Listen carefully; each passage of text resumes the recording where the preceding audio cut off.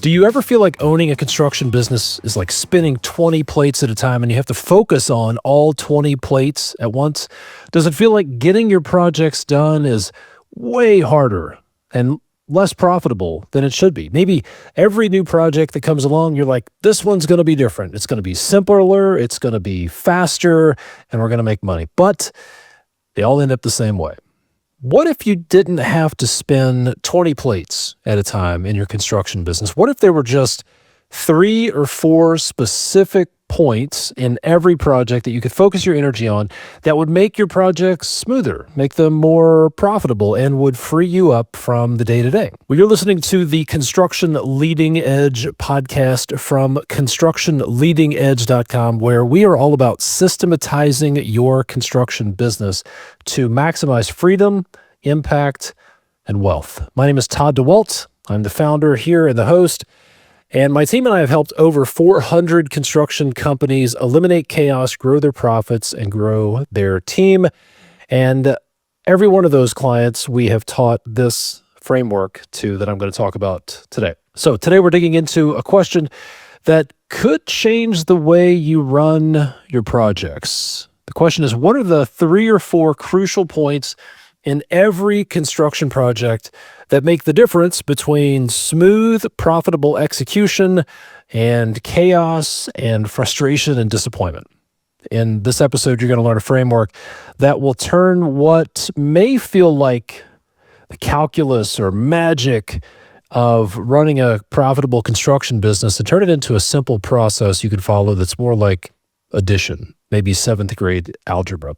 So whether you are a custom home builder, a commercial GC, a remodeler, or a trade contractor, this framework is going to help you because it applies to every type of project. So be sure to pay attention.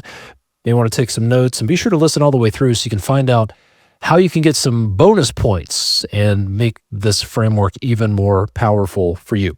So let's go back to 2020 in the Summer Olympics in Tokyo. The U.S. men's 4x100 meter relay team had some of the fastest runners in the country, frankly, some of the fastest men on earth.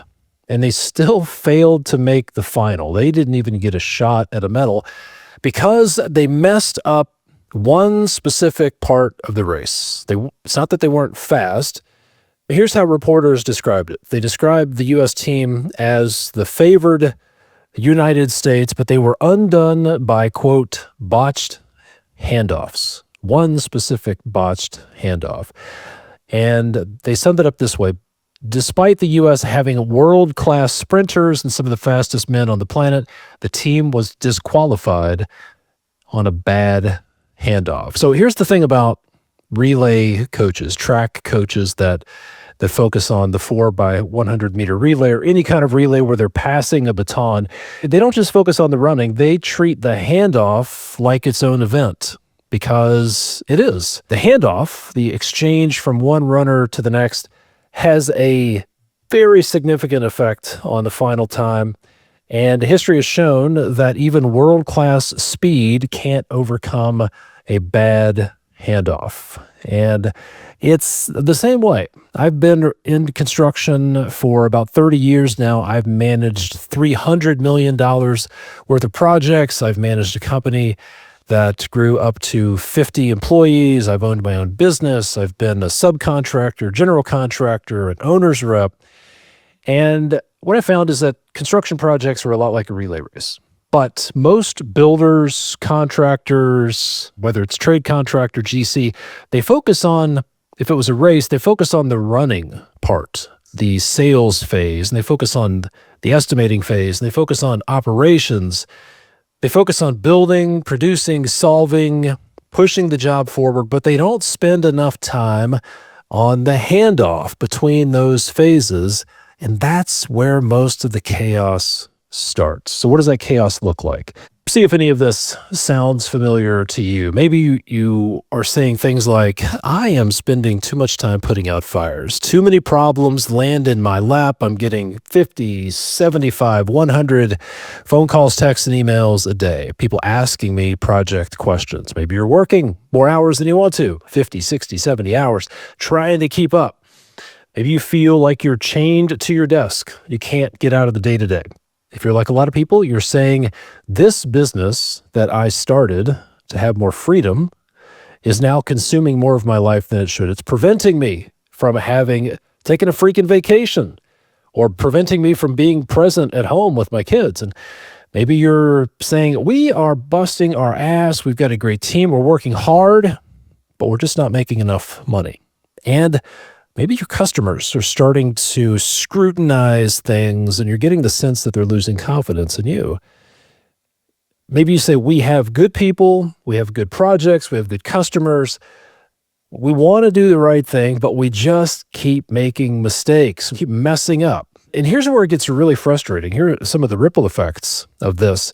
You're not just putting out individual fires, you're paying for the same fire 2 or 3 times because the real problem never got solved upstream. I talked to one builder who said, we've had the same exact problem on 4 houses in a row. Every time something falls through the cracks, it doesn't just create that mistake. It has ripple effects. There's the rework, delays, frustration, and another problem that rolls uphill to you. That's why you can't get out of the day-to-day. Because when the baton gets dropped, or people don't even think about the handoff, you end up being the cleanup crew. You're the backstop that picks up all of the pieces. And that causes you to end up working too many hours, not because your people are bad, but because too many things are just getting handed off half finished. There's this half-ass handoff, or maybe not a good handoff at all. And when the handoffs are sloppy, your team has to do a couple of things. They can guess, they can fill in the gaps, or they can ask you. And when people guess in construction, it gets pretty expensive, right? And these bad handoffs tend to snowball, don't they? They show up later as missed details. If something gets missed early on in the project, you're just building on top of it. You also have confused subcontractors. Your team gets frustrated. The customers start to feel it. They start getting unhappy. And then there's a financial impact to all of this, right? And then if the field gets just enough to start instead of everything they need to finish, then production turns into this giant clarification exercise. Hey, what are we doing here? What about this? Where's this selection? They're constantly asking questions. And that's when you keep getting dragged back in, not because you don't want to be involved, but because you're the only one who knows what was supposed to happen, or you have to make the call. So now you're stressed out in the present. You are behind on the future, and you're still paying for mistakes that were baked into the project before the project even started. And maybe you're wondering what problems are lurking in your projects that are just waiting to rear their ugly head. When is the other shoe going to drop? What the F is coming down the pike next? And then there's your customers. They may not see the busted, botched handoff, but they feel it, don't they? They feel it when the team looks disorganized, when it's obvious something got missed, when answers are slow, and then confidence begins to erode. And then that turns into its whole other snowball effect where they pull out the microscope, they start to scrutinize everything, they start to pace slowly, etc. So what do we do about it? What do we do about it? How do we fix this problem? Well, we take a page out of the playbook from the track and field coach, the relay coach, the 4x100 relay. See, they don't just focus on running, they focus on the handoff too. When they're training, they don't just focus on running. It's like, well, just hand the baton off, right? They train on how to properly hand off the baton, the exchange. They know that you can have the fastest, most talented runners on the planet, but if you don't nail the handoff, the whole thing falls apart. And frankly, it doesn't matter how fast you are, how talented you are, how good your runners are, if you screw up the handoff. And it's the same way on a construction project, okay? But that's what most builders do. They just focus on being the best at sales, being the best at estimating, being the best at maybe pre-construction, which most people have a pre-construction deficiency. Some are really focused on operations and quality, but they don't focus on the handoff. If they were relay coaches, they would focus on the running part, but they don't spend enough time on the handoff. So what I'm here to tell you is your projects get much simpler if you use this framework that I call Nail the Handoff. Okay? And just look at the handoff points, because a construction project is a series of handoffs, and every project has 3 of these handoffs. Some have 4, but every project has 3 of these handoffs. And if you'll just invest the right time and energy in these 3 or 4 handoffs and focus on nailing the handoff at these 3 or 4 places, it goes from calculus or magic to simple math. Instead of spinning 20 plates at once, you're focusing on 3 or 4 distinct handoffs in your project that I call nailing the handoff. And things get much simpler. I'll talk about and share some examples of what happens when you do that in a few minutes. Let's walk through these handoffs, right? Maybe you're wondering, okay, what are these handoff points? I'm going to walk through 4 handoffs, 3 of which every project has. One of them, most custom builders and remodelers and general contractors will have. So handoff point number 1 is the handoff from the customer to the contractor. And this is the handoff that happens during the sales process and early on in pre-construction. So here are a few mistakes that often get made. The contractor, you start moving too quickly without understanding the client's goals. You start putting together pricing, scopes of work, etc., without really understanding, without having a good handoff from the client to yourself, the customer to the contractor. This is where you're on the receiving end and you are extracting the information you need from your customer. What this looks like is the team doesn't clearly define the client's constraints, their priorities, or get them leveled up on expectations. And what happens is the project gets sold before the real problems are fully understood.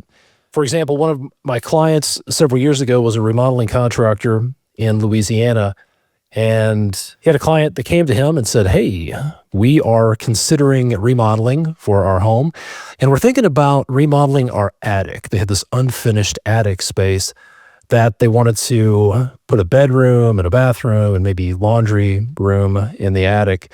And as the remodeler started going through it, he found out that the clients were thinking about aging in place. They were in their 50s or 60s, and they were thinking about making some improvements to age in place. And what they failed to think about was they would have to go up steps to get to this new space. So they had this idea in mind that wasn't really going to fit their needs. So the remodeler could have spent lots of time and energy on this thing, putting together a solution and pricing, and only to find out, well, this doesn't meet their needs, which would have been a complete waste of time. So here are some of the ripple effects. When we don't nail the handoff from the customer to the contractor during the sales process or the early pre-construction process, the project starts out on a shaky foundation. Expectations are fuzzy. Client has expectations, you have expectations, and they could be miles apart. And here's a quote to remember: unclear expectations are premeditated resentments. If you have expectations on how your client is going to behave and you're not clear with them, and if they have expectations and they're not clear with you, you're just setting yourself up for premeditated resentment. The other ripple effects include scope starts drifting early. The team ends up solving the wrong problems, maybe missing important ones. And then if we don't understand what the needs and the constraints are, especially on a design build project, the design is based on bad information. Estimating is based on a bad design because it's based on bad information. And then you end up with a project that's just a mess. So here are a few things that are crucial at this step, and then I'm going to share a tool that you can use, and I'll share a tool you can use at each of these crucial handoff points. So when you think about the handoff from the customer to the contractor during the sales process, you need to get a clear understanding of their goals, the problems that need to be solved. If this is a business, they have business needs that need to be solved. If it's a homeowner, they have specific problems they want to solve. You need to get clear on their hopes and dreams, get clear on their constraints. Maybe they have some timing constraints. This is where budget comes into the conversation. And you really want to get clear on the expectations that need to be set up front. Okay. And one tool that you can use at this step is a needs assessment checklist. A needs assessment checklist. And this is a tool that helps you capture the key information at the very beginning so that the baton gets passed very cleanly from the customer to you into your process. So instead of just taking what they give you, imagine having a needs assessment checklist. You can sit down with your customer and say, okay, tell me about what are the problems you're trying to solve here? What's the underlying need? If it's a business, what are the business needs you're trying to solve for? Is this a right now problem? Is this a 2 years down the road problem? What are your expectations on timing, budget, etc.? But a great tool at this phase is a needs assessment checklist. And you may find out that it's not a real project. You may find out that they have champagne dreams and a nickel beer budget, so to speak. And you may not want to find that out, but it's better to find it out very early on before you spend a lot of time on it. So handoff point number one is the handoff from the customer to the contractor during the sales process. Handoff point number two is the handoff from sales to estimating or pre-construction. All right, so this is where the salesperson or the business development person who's been talking with the client is going to hand off the project. They're going to hand off the baton to the estimator or the pre-construction team member who's going to advance it to the next step. Here are a few mistakes that get made in this process. Salespeople are notorious for not being super detail-oriented.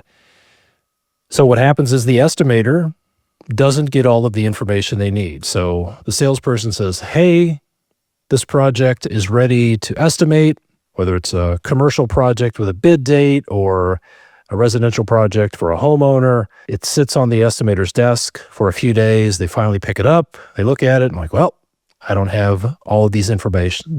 I don't have the information I need. Like the plans are incomplete. There are discrepancies within the plans. There are details that are missing. And when that happens, the estimator either has to just put it off to the side or they have to make some assumptions. And you get into the circular motion where the estimator is calling the salesperson. Hey, where's the door schedule? And they work on that. A few hours later, hey, I'm trying to do a window takeoff. What kind of windows do they want? Hey, it looks like they're thinking about this. Have they thought about this? So you get this phone game going between the estimator, salesperson, and maybe they're getting the client involved. And then the ripple effects of that, when the estimator doesn't have what they need, scope gets missed, numbers get built on guesswork, things get left out, the budget becomes shaky even before the job starts, and then production ends up paying for estimating mistakes later. Or maybe your estimator puts an insurance policy on top of it to cover all of these contingencies and eventualities and the gaps, and the project is just way over budget. It can't be built. So what's crucial at this step is that the estimator they need a complete handoff. Think of it as if the salesperson or the business development person is handing off this project to the estimator, and the estimator needs everything that they need to be able to do their job. So this means there has to be a clear definition of what information is required before estimating begins. And it's the sales or business development person's job to hand that information off to the estimator. So the tool, a very simple tool for this would be a pre-estimating checklist. This is a checklist that defines what the estimator needs in order to do their job correctly. It also tells the sales team what a complete handoff actually looks like. So imagine how this would help the salesperson to gather all of the information. They hand it off. They can review this pre-estimating checklist and know with confidence that they have everything that they need. And when the estimator picks up this project and they have time to start working on it, they can have confidence that everything's in there because there's a pre-estimating checklist. Okay? Hey, it's Todd here. We'll get back to the show in a second, but real quick, what if you're leaving profit on the table because there's a crucial phase of every construction project that you're already doing, but you're just doing it too late? If you're a custom home builder, a remodeler, or a commercial GC doing over $1 million a year, here's the hard truth. You could be carrying risk way too long, leaving your profits and your company exposed unnecessarily. Maybe you're scrambling to lock in subs and materials at the last minute, dealing with profit erosion because of unexpected cost increases and scope gaps. What if there's one step that your competitors are using to boost profits on their projects that you don't even know about? Well, that crucial phase is the buyout phase. A lot of small construction businesses don't have an effective buyout process or may not even know what it is. That's why I put together the How to Buy Out a Construction Project Playbook. It's a free step-by-step guide that shows you how to structure your buyout, how to lock in pricing, secure subs, and protect your profits before you even show up on site. There's a playbook you can download, a masterclass training video, and a buyout checklist you can just download, print, and start using on every project.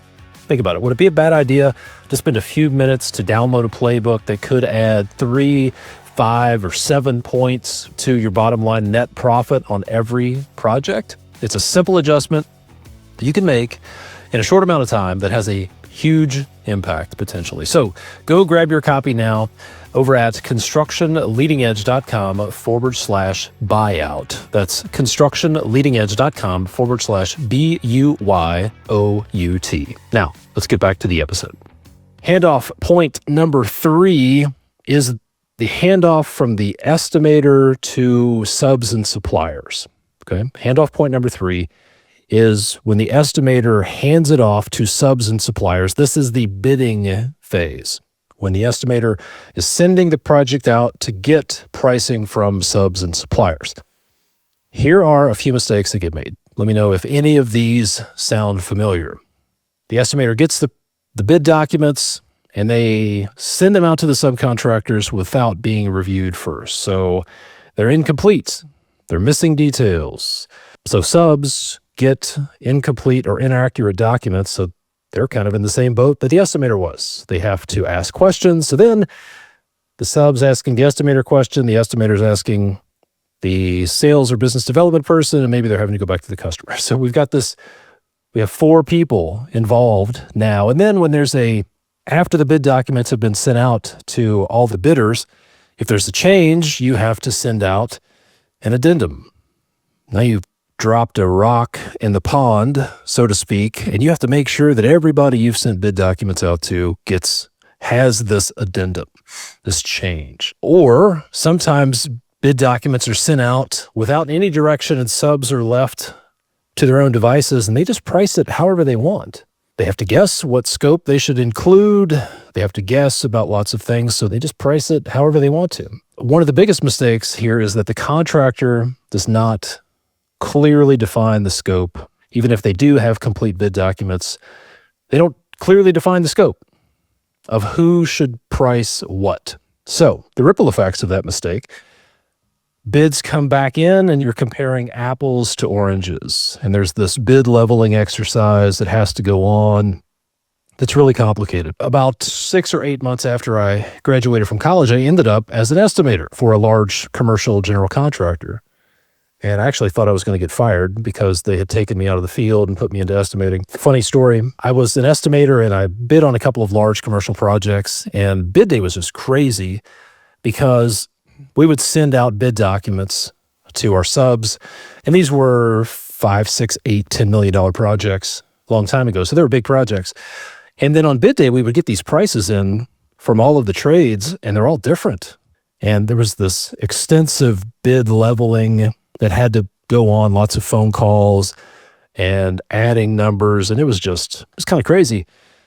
And I said, this is nuts after a couple of those projects. And then I started, before I would send out bid documents, I would put together bid packages, clearly defined scopes of work that I wanted the millwork guy to price, or the electrician, or the drywall guy, or the painter. Hey, make sure to include this. The MEP guy, hey, make sure you include this, exclude this. And I remember getting phone calls from subs saying, this is so helpful. Thank you for doing this. So these are some problems you can avoid by simply doing one thing. There's one tool you can use, and that is to create bid packages or detailed scopes of work for at least the key trades on each project where the most risk is. Now, that's going to be different for most of you, but look at your projects and think, okay, where's the most risk? Where's the most financial risk? Where are the most problems? How can I clearly define the scope of work that I want these guys and gals to include in their price? So when they finally get to my job and it's time for them to put a price together, I want to make damn sure they have everything they need, that the bid documents are complete, they have a clear scope of work to price. You may even want to give them a bid form to complete. If there are alternate prices or unit prices you want them to provide to you, get that stuff up front. Put it in your bid packages. So your bid document, your bid package, your scope of work that you send to them should include the following: what they should include, what they should exclude, what alternates to price, what assumptions to call out, and ask them to maybe even identify lead times on specific things. If there are long lead materials, ask them to give you lead times. And if you really want to lock it down, include a project schedule. Makes it really simple. So think about when you get to the contracting phase, what are some of the things you want to lock down? I've even sent out bid packages that included the contract. This was as an owner's rep, because we would select a general contractor on a $20 million project, and then there would be lots of contract negotiation. So I said, you know what? Let's eliminate all this stuff and let's put the contract in the bid documents and say, this is it. This is what you're bidding. So if you have an issue with the contract, you need to bring it up during the bidding phase and then not try to negotiate after the fact. During the estimator to subs and suppliers handoff, put together a scope, a bid package or scope of work, at least for the key trades where most of your risk lives. All right, handoff point number 4. This is the handoff from pre-construction to operations. This is the handoff from the office to the field. You've won the job, you have a signed contract, I hope, and it's time to execute this project. So handoff point number 4 is the handoff from pre-construction to operations. Here are some of the most common mistakes that happen at this point. Number 1, there is no handoff. Number 1 is that there's a complete lack of pre-construction, and it goes straight from sales to operations. We got the job. Let's just mobilize to the site and we'll figure it out as we go. So mistake number 1 is a complete absence of a pre-construction handoff. A few other mistakes is that there is some sort of a pre-construction process, but the field teams get just enough to start, and these famous words are said, they don't need to know that right now. We'll figure that out later. So materials are not fully lined up. Key documents are incomplete. The field team doesn't even know who the key contacts are. They don't have contact information for the owner or subcontractors. Subcontractors aren't selected. Long lead materials aren't identified and aren't ordered. And the team just figures it out as they go. And there are these little fires that just pop up. Oh, we need an electrician. Oh, well, I guess we've got to select one. Then, we start backtracking, and, well, this guy's price is no good anymore, or he's booked up for the next 12 weeks. Now we have to go find somebody else, and you have price increases. And as I mentioned before, production turns into this giant clarification exercise, and your subcontractors and foremen end up doing selections and buyout and negotiation and chasing down design details while they're trying to build the project. And there's all of this time and energy wasted chasing information. There's often a tornado of changes once these problems come up, and it's usually urgent. It's like, ooh, right now, we have this problem that has punched us in the face right now, and we have to get it solved. So everything has to stop so we can put this fire out. And the team gets sucked into this black hole of urgency, right? then the delays and the missed details multiply and the cost increases start to add up and the frustration begins to build for the field. The client starts to feel it and you start to feel it as well. So here's what's crucial at this step. The goal at this step at the handoff from the office to the field, from pre-construction to operations is, think about it this way. You want to give the field everything they need to finish instead of just enough to start. The just enough to start trap is the number one problem that needs to be solved in the construction industry. This is what a hill, I don't know that I would die on it, but this is a hill I would fight on, is that we don't necessarily have a lot of the problems that people talk about, labor shortage, productivity crisis, young people don't want to work, blah, blah, blah. Our number one problem is a pre-construction deficiency, and it's the just enough to start trap. It's this tendency to say, let's do just enough to start and we'll figure it out as we go. The best way to think about this handoff, if you want to get out of this mess, is to think of it like a loan closing. Okay, if you've bought a piece of real estate or you've purchased a home or a car, if there's financing involved, there is a loan closing. And when you go to the closing table, there's a list of stipulations that must be met or the loan doesn't go through. If there are 25 stipulations that have to be met and you have 23 of them, they're not just going to say, hey, that's close enough. Let's close the loan and we'll figure out the rest later. That's not how banks work. You have to meet 100% of those stipulations. And that's how this handoff should work too. Frankly, that's the way to think about all of these handoffs. It's like a loan closing. You come together, there's a handoff, and the receiving end doesn't take it until they have everything that they need. Just like a bank is not going to let you take the keys to that house until they have all of their loan stipulations met. So there should be a clear list of stipulations that must be met before the project gets handed off from pre-construction to operations. And one tool for this phase is a handoff checklist. And that handoff checklist should include the crucial information and conditions that must be in place before the field takes the project, before the project is handed off to the field. Things like the signed contract, contact information for all parties. What's the status of permits? A detailed scope of work.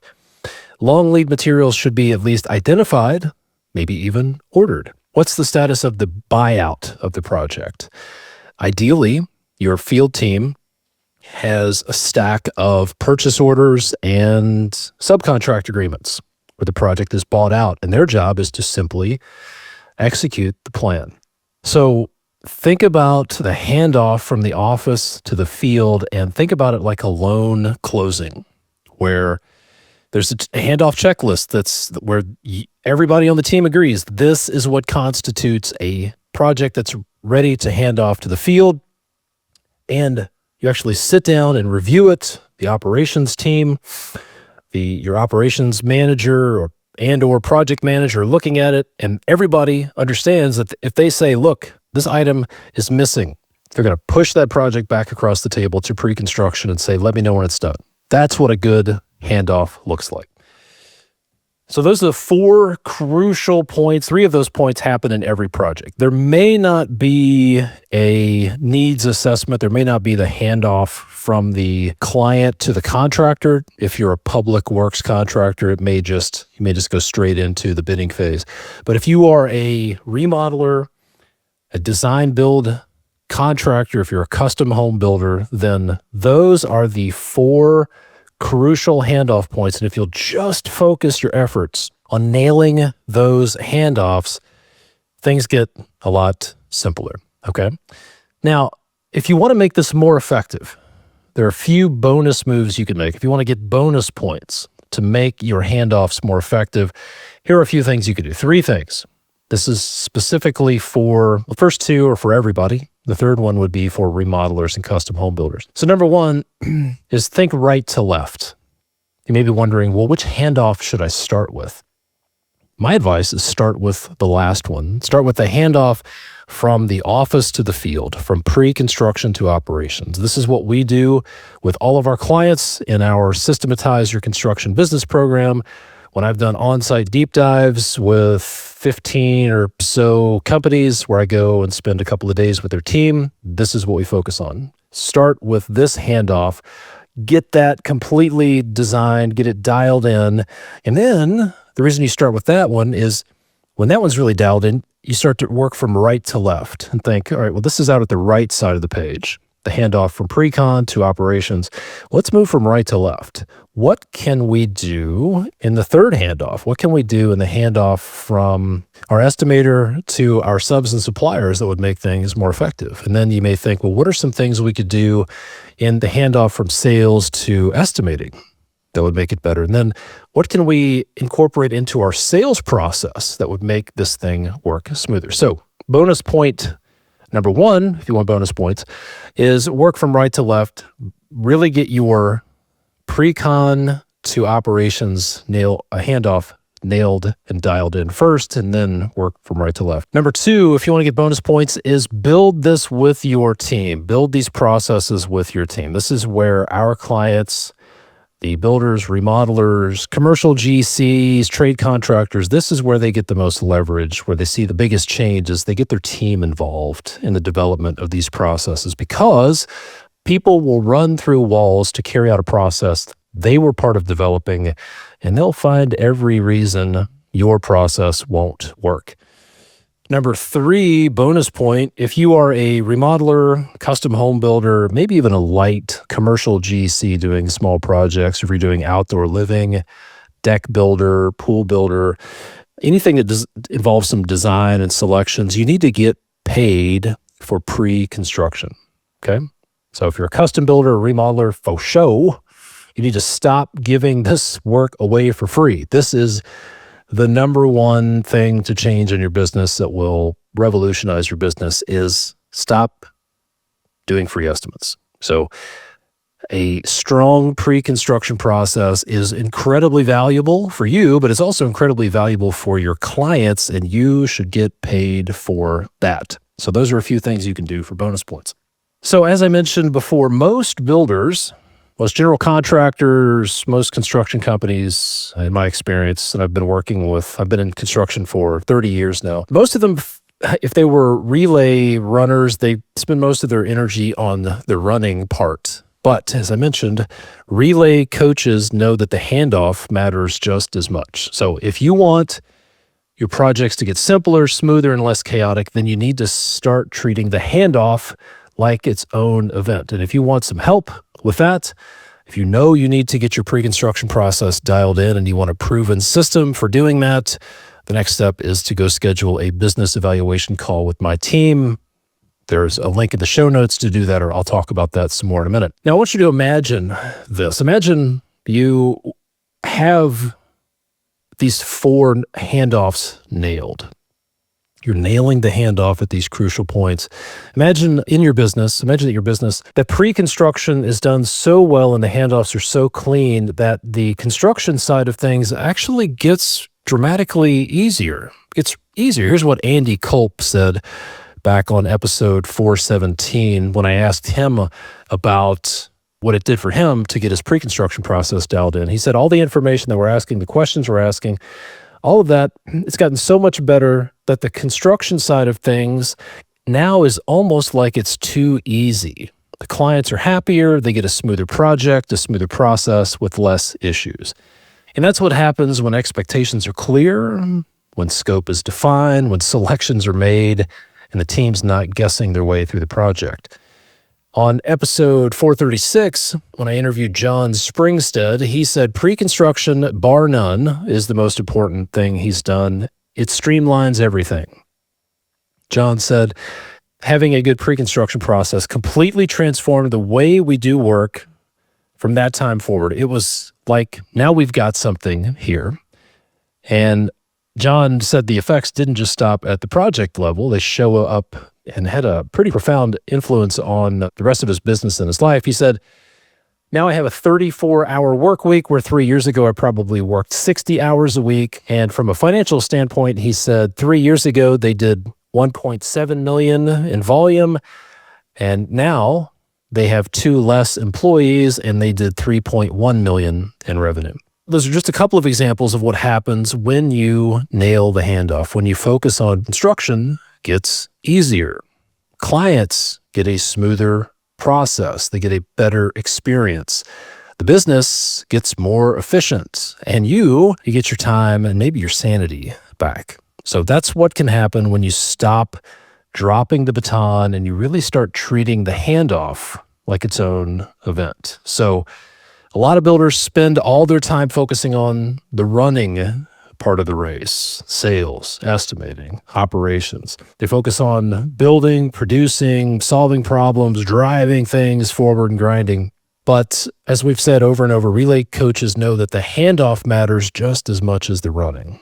And if your construction business feels harder than it should, if you're constantly putting out fires, if things just keep landing on your desk, if jobs seem to start smooth and then they just deteriorate into chaos, then there's a pretty good chance that the baton is getting dropped at one or more of these handoff points.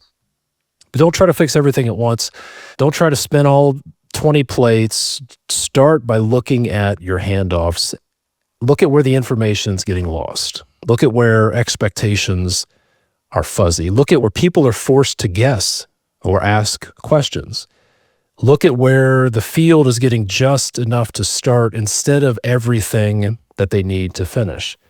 Because complicated problems get much easier to solve when you have a framework, when you have a formula to follow. And one of the best frameworks for a construction business is to identify the key handoff points in a project and tighten those up. That's how you make the business simpler.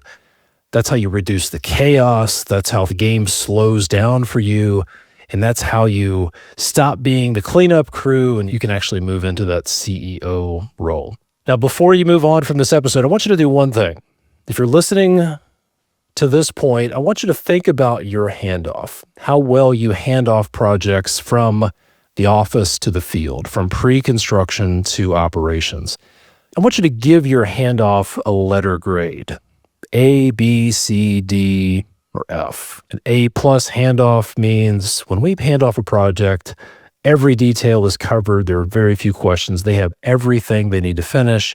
A C or a D handoff means they have like 60%, 70% of what they need. And maybe you're guilty of that just enough to start trap. So think about that. And what letter grade would you give your handoff from the office to the field? Is it an A? Is it a C? Or is it a D?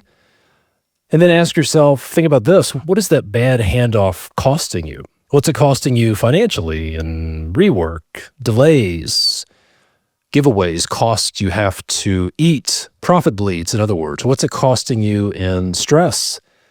How much is it costing your team when they get dropped into a project without what they need? What's the cost with your clients when details get missed, things feel disorganized, and confidence starts to erode?